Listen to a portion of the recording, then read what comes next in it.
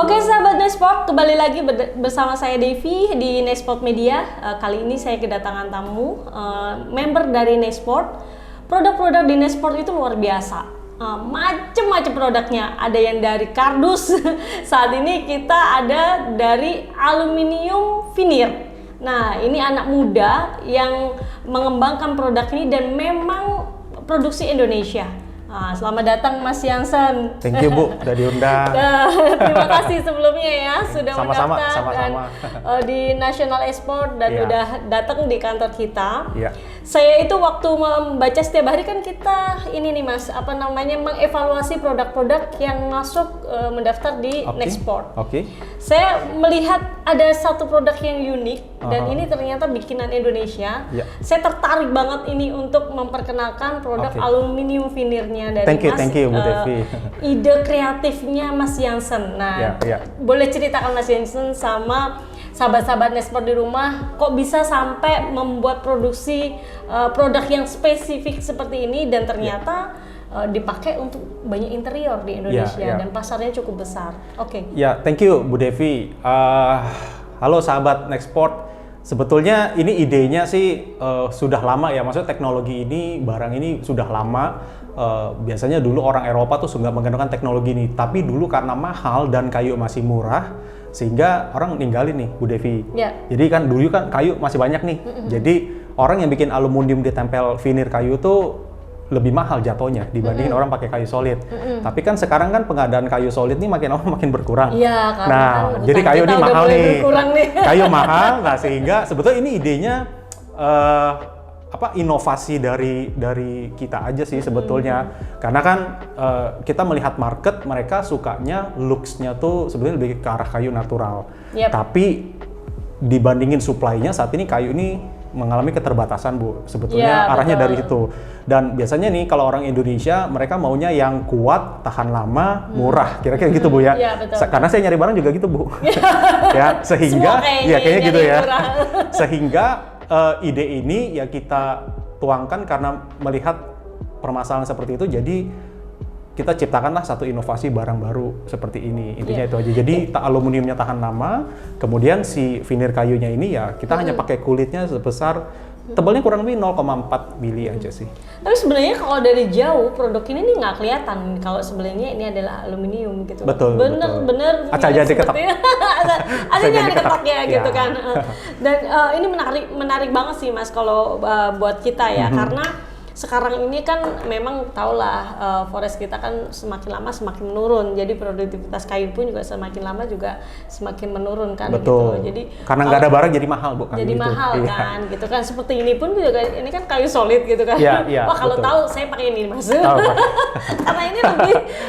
Ini ceilingnya belum Bu? Iya ceilingnya belum ya. Nah ini juga bisa dipakai untuk ceiling, sahabat Nesport, ceiling dan nggak kelihatan loh, itu benar-benar kayak kayu. Betul. Karena kan looks-nya, jadi orang kan kalau ceiling itu kan nggak mungkin diketok-ketok ya gitu. Jadi dengan penampilan kelihatan pakai kayu, karena kan veneer itu kan pasti nanti bentuknya random Bu ya. Ada yang berbentuk kita sebutnya ada yang berbentuk bunga, ada yang garis-garis lurus. Jadi ketika orang lihat ke atas, ini benar-benar seperti kayu asli pada umumnya. Gitu. Dan ini harganya lebih murah, kompetitif lah dibandingkan dengan kayu. Ya, karena kita sudah produksi di Indonesia, itu yang bikin kompetitif. Bikin kompetitif. Nah, Mas, ini mulai dari tahun berapa nih?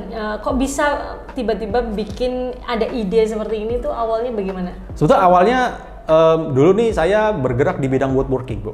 Ya jadi salah satu produknya adalah ini Bu. Saya juga sebenarnya bikin pintu. Ya kita sebutnya pintu engineering. Ya bikin pintu itu karena dulu pintu-pintu solid banyak sekali masalahnya. Apakah itu melenting lah, kemudian maintenance-nya juga susah. Makanya timbullah ide bikin pintu murah. Sebenarnya teknologi ini yang cipta ini sebetulnya dari orang Korea sih dulu. Jadi kayu buangan disambung-sambung disebutlah pintu engineering. Nah dulu tuh awal karir saya tuh saya jualin barang-barang ini. Akhirnya sekarang saya bikin sendiri barang ini. Nah kemudian pada satu ketika ada salah satu developer lah di Indonesia, dia pengen minta pintunya itu menggunakan pintu engineering dan kusennya menggunakan aluminium, tapi looks-nya harus sama, sehingga saya harus menggunakan veneer kayu yang sama. Nah, kalau di aluminium itu kan nggak ada Bu waktu itu. Nah, sebenarnya ide timbulnya tuh hanya dari begitu aja sih, karena kita sering ketemu customer di project, customer request-nya hal seperti itu. Ya dari situlah timbul idenya. Timbul ide. Cuma itu sebabnya awalnya profil-profil gini justru awalnya saya kusen-kusen, Bu. Kusen-kusen. Ya, cuman problemnya Indonesia yang namanya kusen jendela itu kan pasti hubungannya nanti sama outdoor. Sedangkan barang ini tidak bisa digunakan untuk outdoor. Ini hanya untuk indoor. Betul. Ya. Makanya memang ngelem sistemnya. Betul. Kemudian satu ketika pokoknya saya switch gimana caranya barang ini bisa keterima di pasar, ya udah kita fokus ke dekorasi. Nah, karena yang paling awal adalah pikiran saya itu untuk ceiling. Karena sekarang kan lagi ngetren tuh desainnya ceilingnya seperti yang tadi Ibu lihat di brosur kan, ada yang model grill ceiling, ada yang orang sebutnya lumbar ceiling. Nah, dari jauh nggak kelihatan. Dari jauh nggak kelihatan. Jadi kita berpikir udahlah kita coba fokus ke arah profil-profil dekorasi dulu seperti itu sih. Seperti itu. Idenya dari situ aja sih, Bu, sebetulnya. Itu keren itu, Mas. Ada basic ilmu di sini atau enggak? Nggak ada. Nggak ada. Nah ini sahabat Nespot, banyak sekali pengusaha-pengusaha apalagi anak muda ya, yang dia itu benar-benar otodidak dan karena kondisi dan situasi yang memaksakan untuk kreatif gitu kan. Karena tekanan ya, Bu. Dari customer harus begini. Timbul biasa orang begitu, potensi jadi keluar biasanya. Potensinya jadi keluar. Jadi tidak harus kita itu sejalan dengan apa ilmu yang kita latar belakang basic pendidikan ya, karena saya sendiri pun juga begitu. Oh gitu ya, Bu? Iya. Saya dari ekonomi tapi banyak usaha di chemical juga gitu kan. Ya mana ada profesi sekolah YouTuber, nggak ada. Nggak ada ya. Nggak ada YouTuber. Profesi sekolah YouTuber nggak ada. Ya. Jadi semuanya itu karena ini pengalaman, otodidak aja, betul. Permintaan di lapangan. Inputan, biasanya inputan sih dari customer, dari teman-teman arsitek, teman-teman interior design gitu. Mereka kasih masukan, Pak bisa nggak bikin begini, bisa nggak bikin begini. Ya kalau kita merasa, oh ini bagus juga nih, potensinya besar nih dan sebagainya. Nah, kita coba cari cara untuk bikin sih. Dan pengusaha itu selalu tidak pernah menolak. Ya. Apapun bisa kita usahakan itu. Nggak bisa pun kita bilang bisa dulu. Caranya gimana? Ya belakangan deh kita cari caranya. Kita cari cara, correct. Itu adalah pejuang di entrepreneur biasanya seperti itu. Iya. Selalu oke gitu kan. Habis itu mikir ini gimana caranya. Tapi jadi kreatif Mas gitu kan. Iya, betul. Ini benar-benar usaha dari Masnya sendiri, bukan dari orang tua ya? Nggak, ini dari sendiri sih. Kebetulan saya joinan lah sama temen di sini. Iya. Dulu kita pernah kerja di satu perusahaan, bareng-bareng akhirnya ya kita bikin ini juga sama-sama lah. Gitu. Nah, ini kalau untuk opportunity ekspor, kompetitor utamanya dari mana?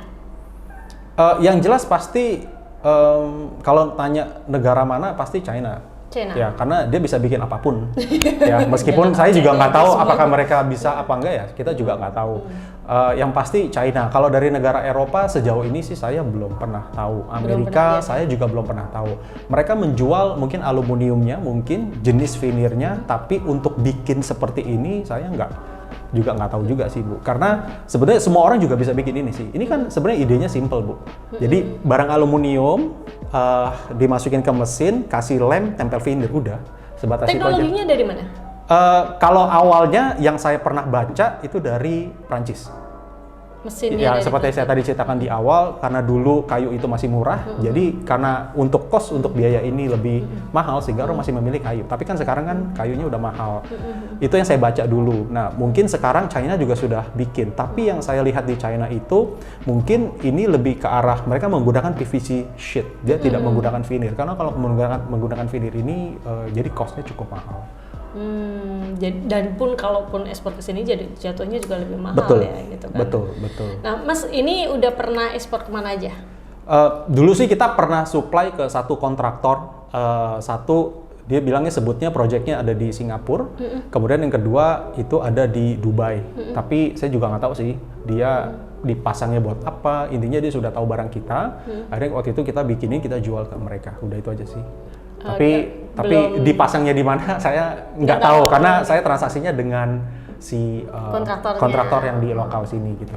Nah Mas, ini kalau dibandingkan dengan China, bersaing nggak dari segi price?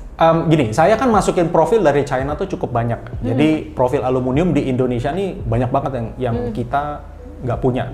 Sehingga saya harus impor dari China. Tapi kalau saya melihat sih dari harga aluminiumnya dari China dan Indonesia, we are very competitive. Nah, sangat kompetitif, apalagi kita udah bisa produksi di Indonesia, dan kalau orang bicara produksi itu kan hubungannya dengan orang ya. Tapi kan kita menggunakan mesin, which is satu mesin tuh paling juga 2 orang doang. Jadi menurut saya sih it's not labor issue lah saat ini sih menurut saya. Nah ini kan kemarin karena ngirim ke www.nexport.id, kita evaluasi katalognya, kita kirim nih ke Eropa.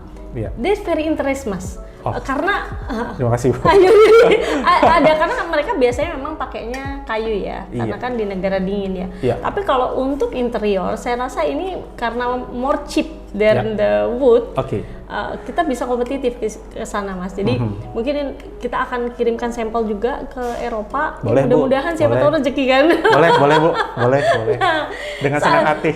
Sahabat Nexport, benar-benar kita itu di Nexport produk tuh macam-macam Mas, dari herbal, bahkan dari kardus pun juga kita ada. Kardus dan alhamdulillah kemarin kardus juga berhasil untuk kita jualkan gitu kan. Emang kardus khusus untuk ekspor ya gitu, dan kita konekkan ke beberapa partner kita, ternyata bisa itu kejual gitu kan. Nah, mudah-mudahan ini pun juga bisa menjadi salah satu produk unggulan Indonesia gitu, karena ternyata yang produksi baru China, dan ini satu-satunya di Indonesia. Ini pertama kali di Indonesia atau sebelumnya udah ada Mas? Gini, saya kalau di customer gitu sih Bu, belum pernah ketemu kompetitor yang sama. Maksudnya barang sejenis. Kalau dia beda material itu banyak banget. Tapi kalau misalkan sejenis, ini aluminium veneer, kita diadu dengan PTA atau PTB, itu sejauh ini sih belum ada sih Bu.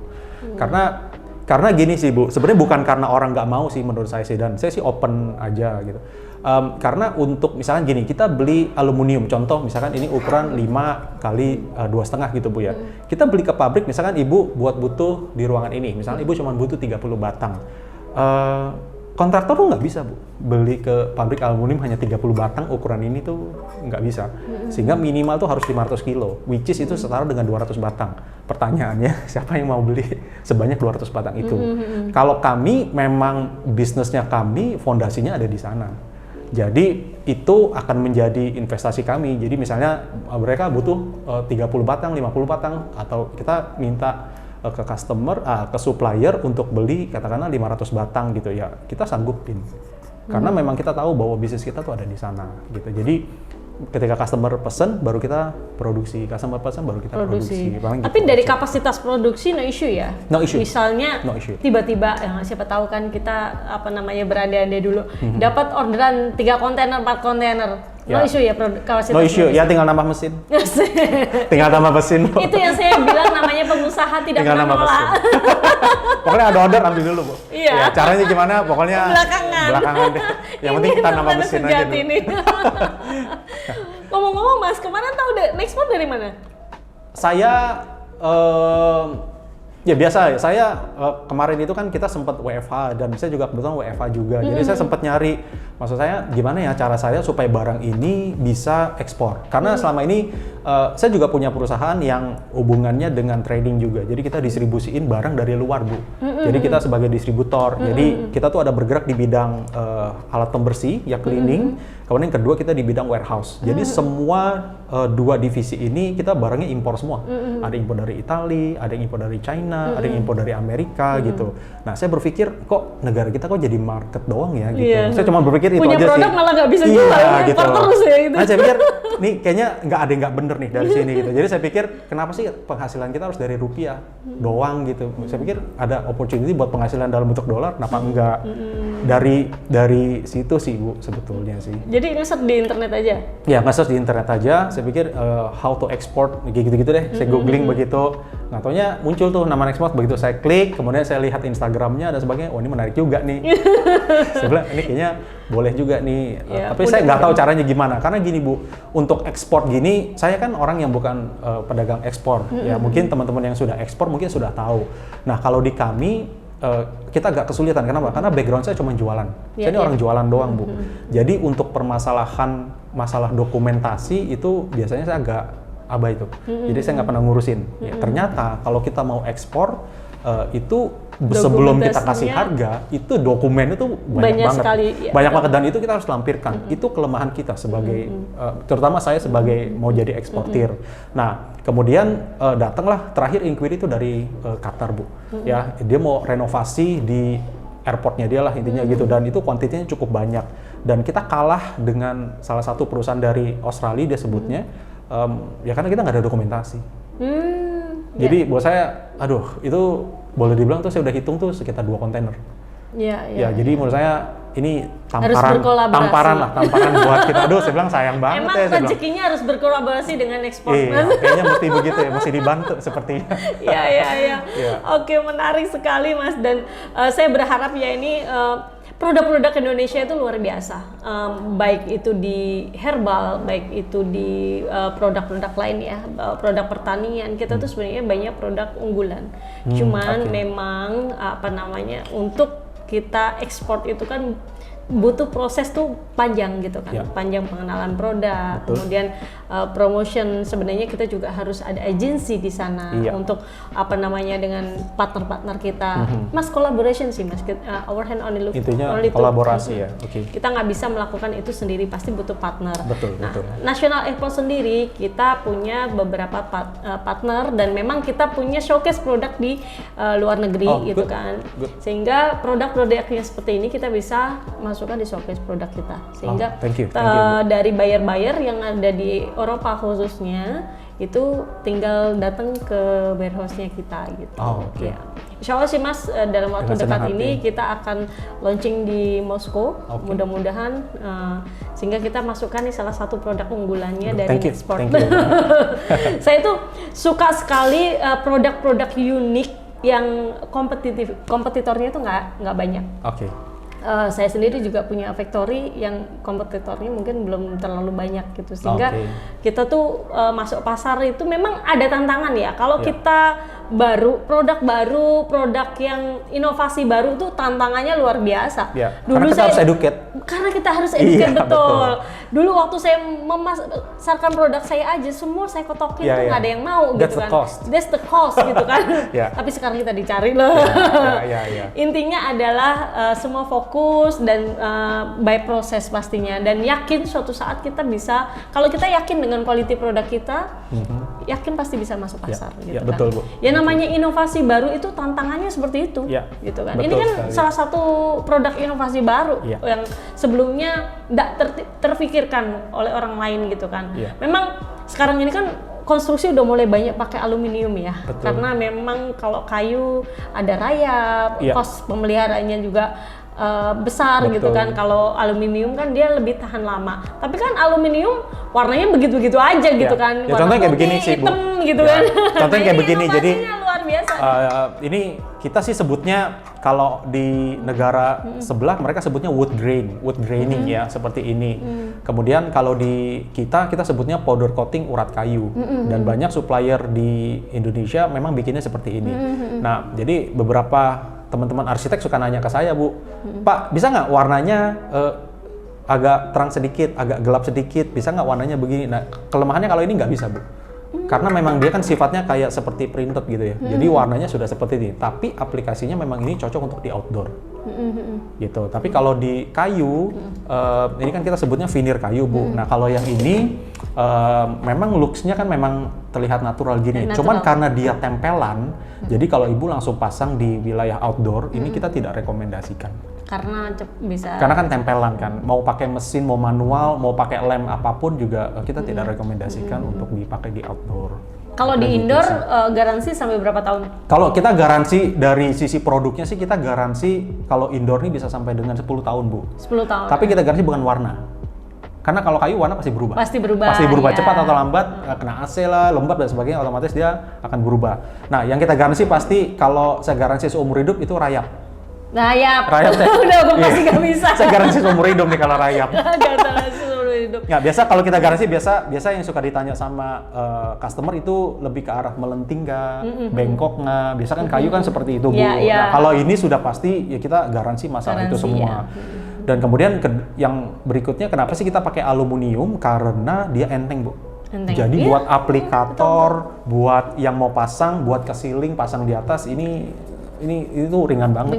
Ini kalau dipakai untuk ceiling bisa tahan air nggak, Mas? Tentu bisa, Bu.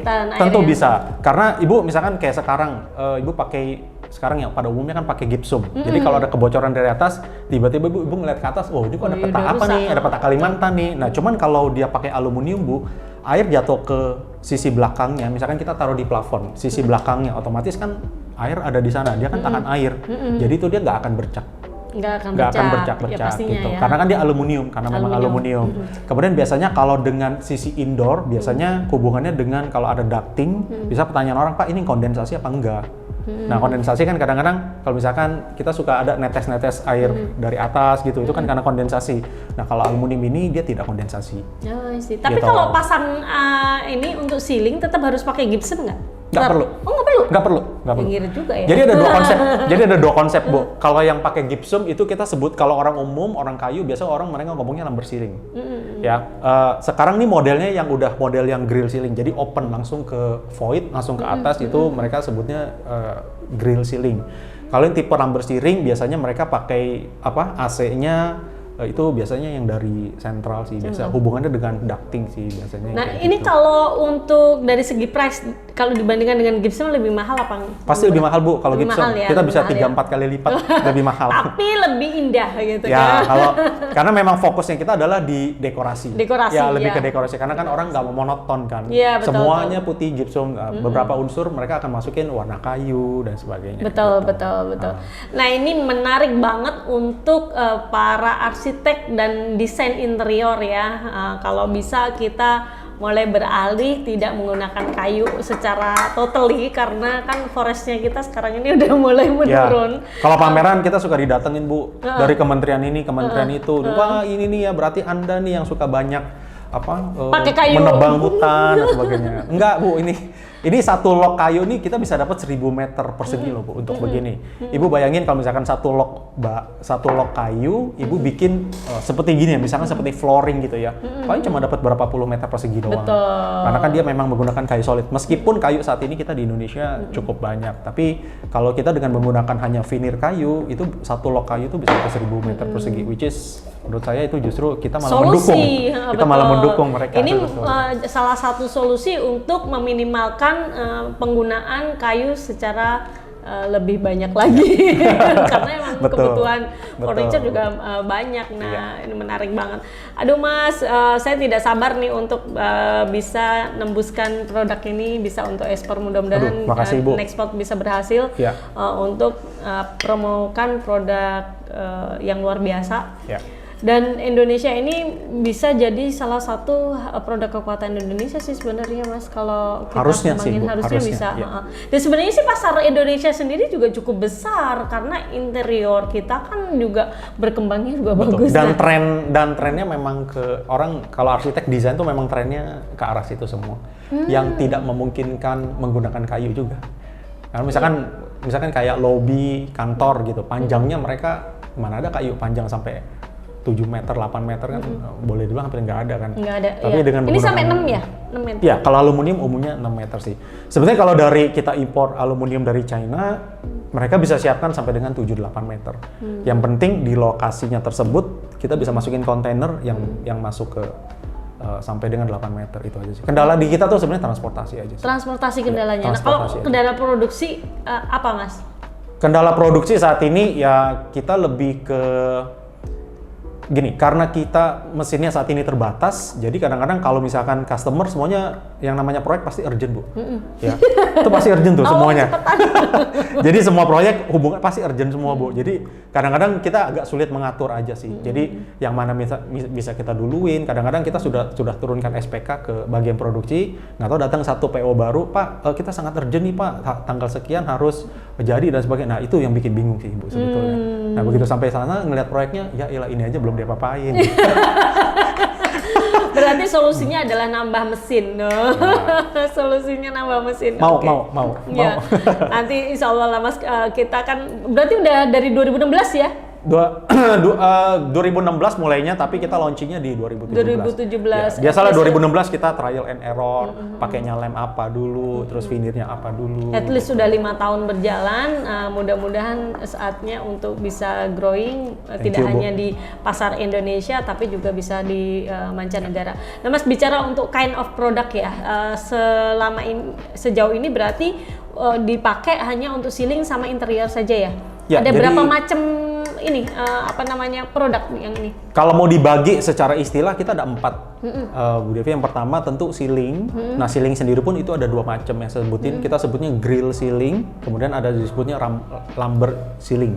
Kemudian yang kedua ya partisi yang seperti kantor ibu di bawah, atau kita sebutnya vertical screen, atau Seperti ini ya?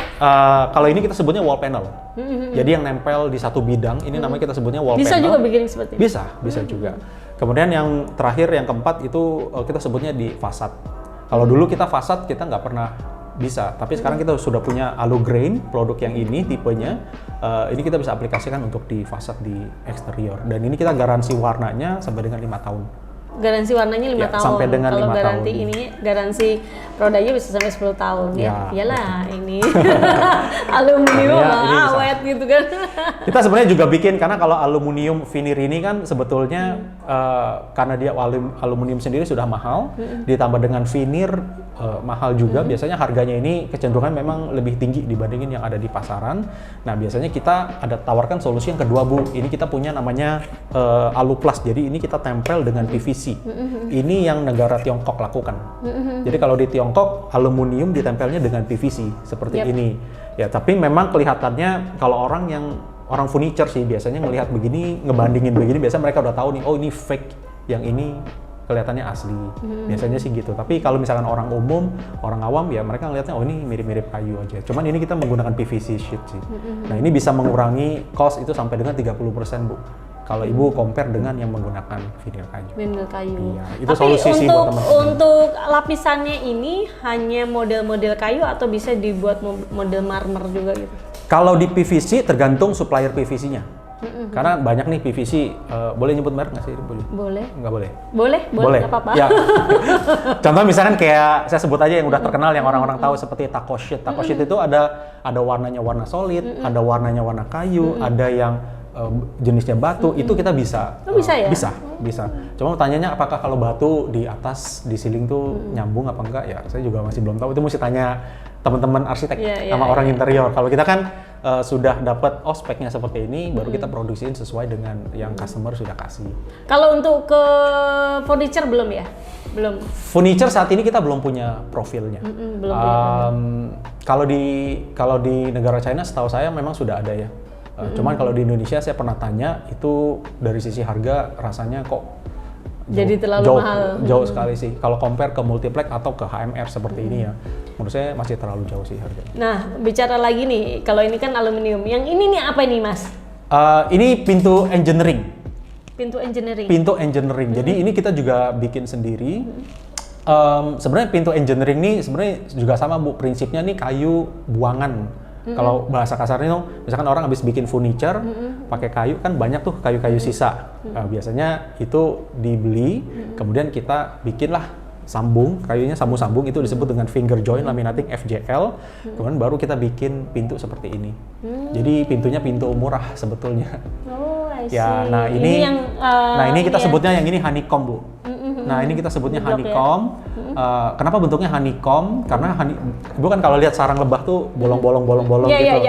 Nah, orang-orang Korea pernah informasikan ke kita bahwa untuk kedap suara pintunya menggunakan tipe yang honeycomb seperti ini. I see. Gitu. Nah, kalau yang ini solid, kayu solid. Ini ya? Ya, nah itu kayunya isinya kayu solid. Betul. Isinya kayu solid dalamnya ya. Betul. Tapi frame-nya saya tetap menggunakan kayu solid yang finger joint laminating. Siap. Nah, gitu. Nah, tinggal finishing-nya aja nih, Bu. Ini kan saya belum finishing. Ini kan masih kelihatan kayu mentahnya. Nah, tinggal finishing-nya Ibu mau pakai PVC boleh, mau pakai HPL boleh, mau pakai veneer white oak boleh, veneer jati boleh, itu bebas sih. Bebas ya. Gitu. Ini range harganya kalau yang pakai PVC itu range harganya mungkin ya, Bu, itu sekitar 2 juta, Bu, terpasang. Oh iya? Sudah kusen dan pintu. Murah banget. Ini pintu murah sekali. Ini pintu murah sekali. Menarik. Pintu murah banget, tergantung finishingnya sih. Iya.